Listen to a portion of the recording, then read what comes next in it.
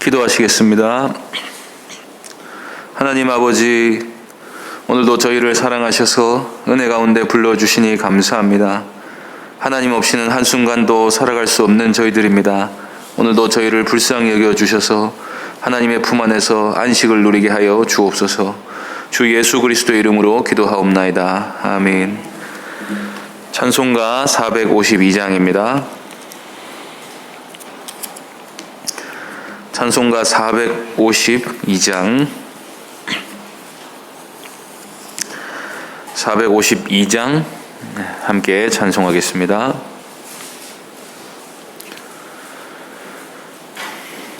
찬송가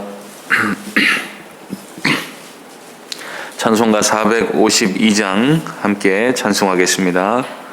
내 모든 소원 기도의 제목 예수님 닮기 원함이라. 예수님 형상 나 입기 위해 세상에 모아 끼잖네. 예수님 닮기 내가 원하네. 날 구원하신 예수님을 내 마음 속에 지금 고도사 주님의 형상인 치소서. 무한한 사랑 풍성한 긍휼 슬픈 자 위로하시는 주. 길 잃은 죄인 부르는 예수 그 형상 닮게 하옵소서. 예수님 닮기 내가 원하네.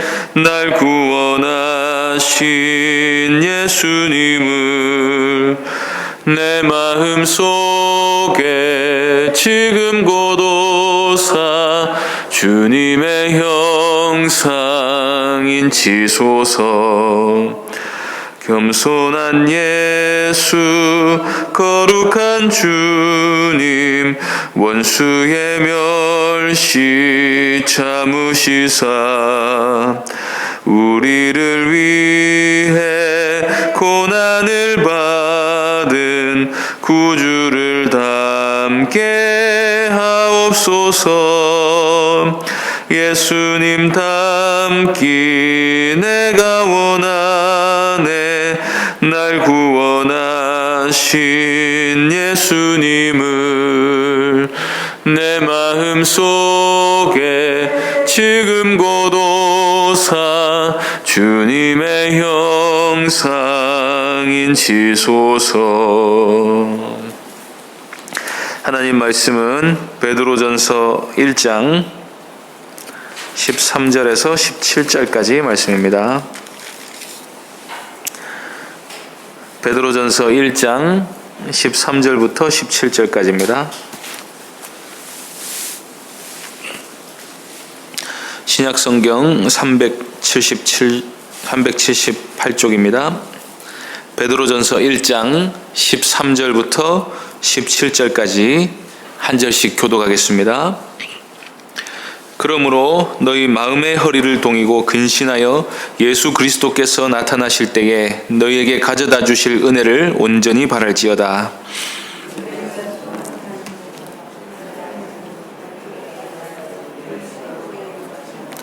오직 너희를 부르신 거룩한 이처럼 너희도 모든 행실에 거룩한 자가 되라.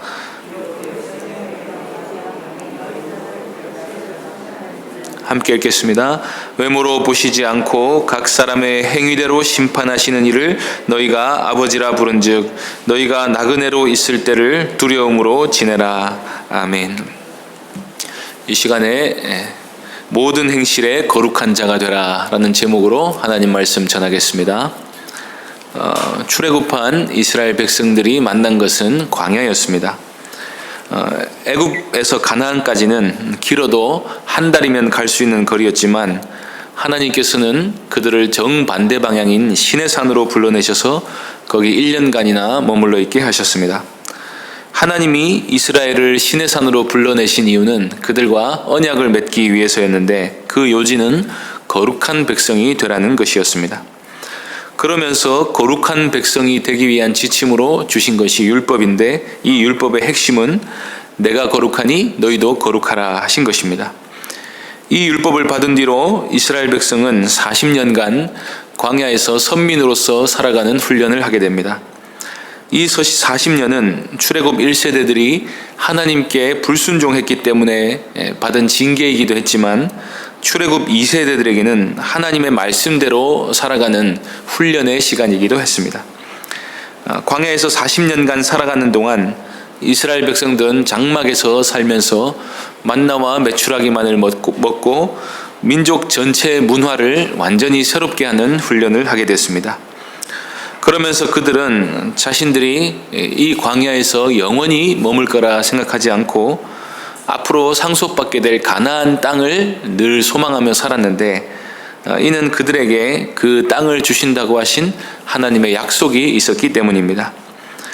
그래서 물론 광야가 환경적으로나 또 여러 가지 여건으로 볼 때에 문명이나 문화를 창출할 만한 장소가 아니기도 했지만 모세와 함께한 이스라엘 백성들은 광야에서 오직 하나님의 말씀에만 순종하는데 온전히 집중할 수 있었습니다.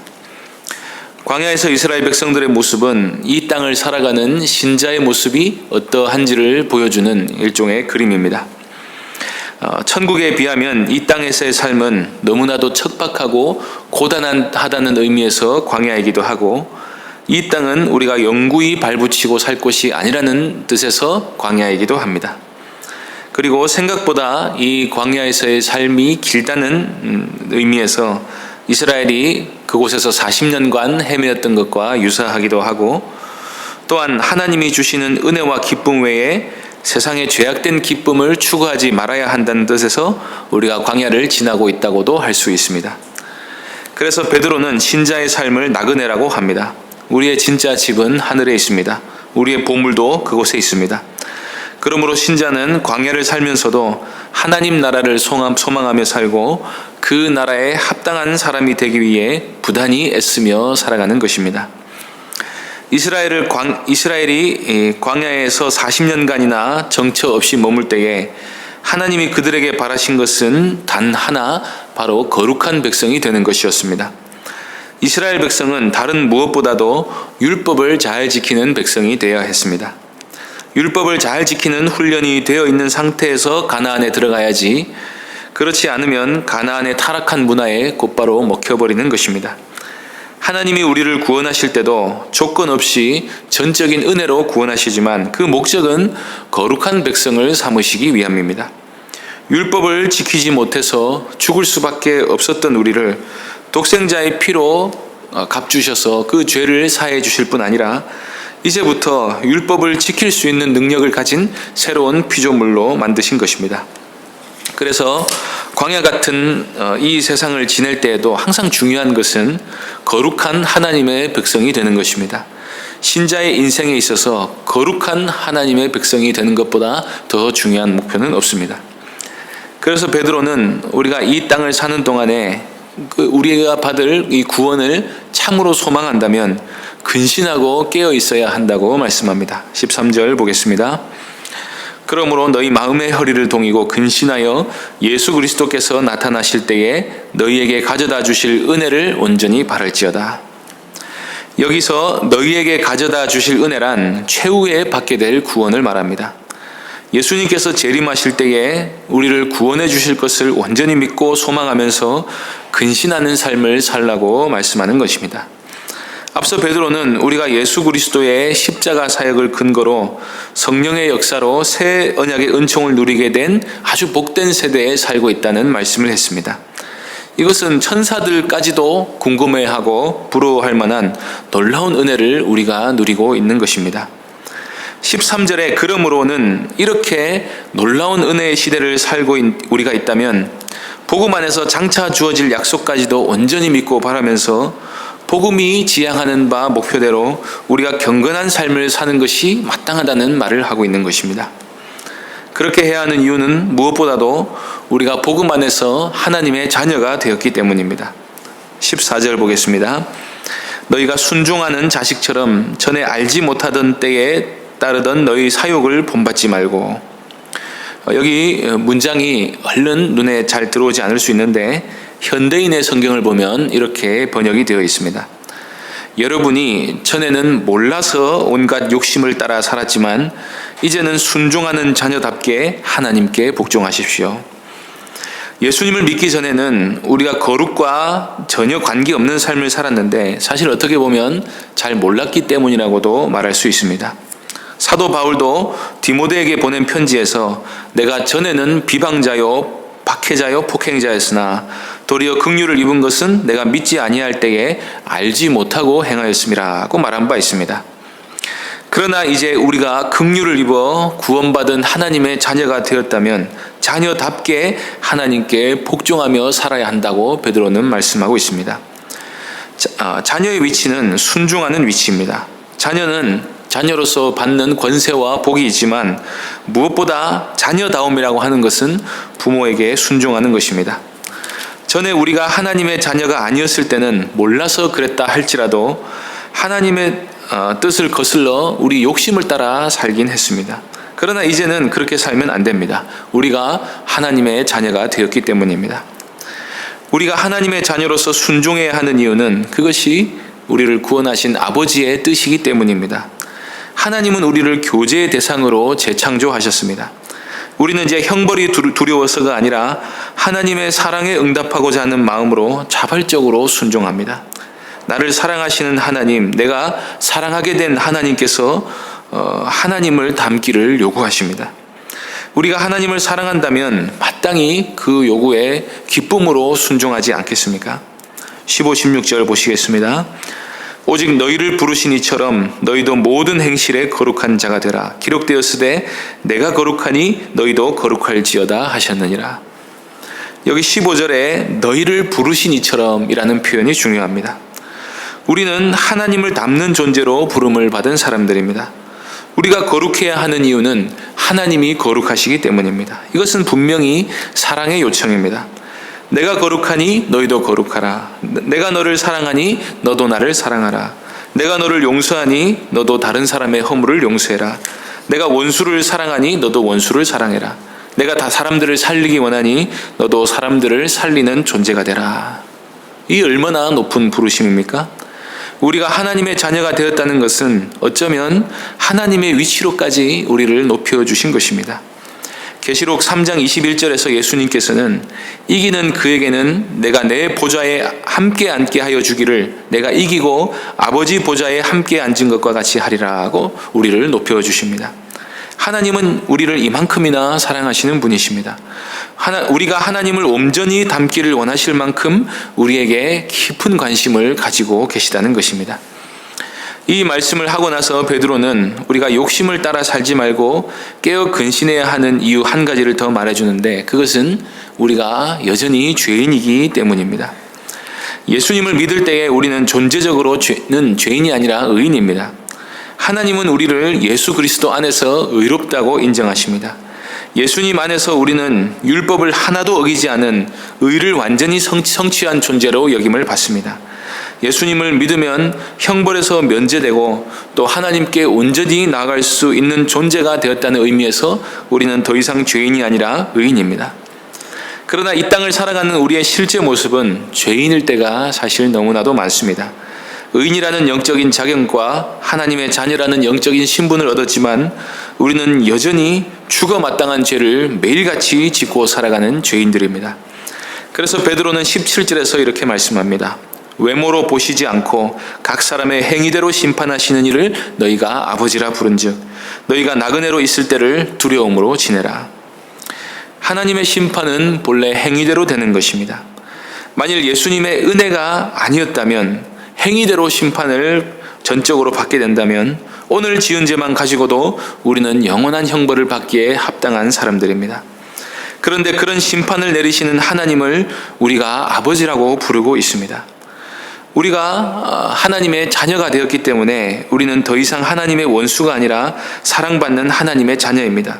그런데 이 하나님의 자녀는 하나님의 성품을 잘 아는 자녀입니다. 하나님은 사람을 행위대로 심판하시는 분이십니다.